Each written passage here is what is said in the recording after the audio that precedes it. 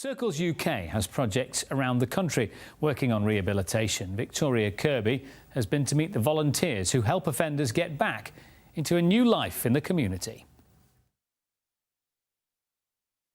Well, I completely accept that people find it controversial and it's totally understandable that people are alarmed by the presence of sex offenders in the community.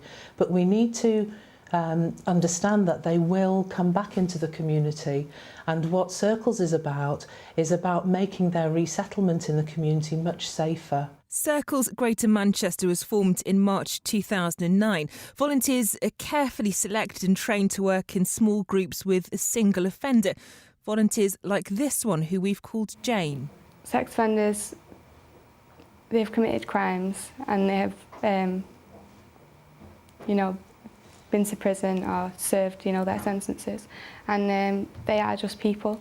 And they need support to try and overcome their problems. We talk to the offenders about what kind of activities that they can do to lessen their isolation, to try and get them to socialise with others, maybe if they want to get back into education or to start applying for jobs. It's really pleasing that so many offenders want to become engaged with something that's quite demanding for them, because they don't only get support, they also get challenged about what they're doing, and if their risk were to rise, it would immediately be fed back to me and to the statutory services for action. The project has close links with police and the probation service, who can both get involved if there's a problem. We've had no reason to believe at any point up to now that any of the offenders that have been engaged in the Circles project have committed any further offences.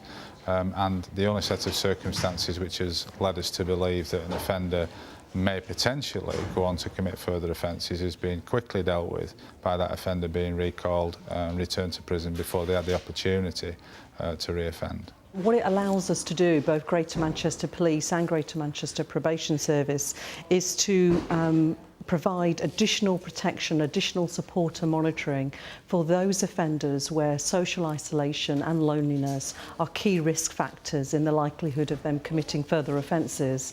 So in our view, it adds to our armoury, so to speak, of public protection measures. Over time, it's hoped each offender will need to meet their circle less often, as they might integrate better back in the community and their risk of reoffending goes down. Well, if you'd like more information on this story, you can log on to our website. It's channelm.co.uk. There you'll find more details about grooming, with tips to help make sure your child doesn't become a victim. There's also more on the other topics we're looking at this week. If you click on the websafe logo, it'll take you to the pages of our sister station, Real Radio, where there's more advice and help should you need it. Our website address again, channelm.co.uk.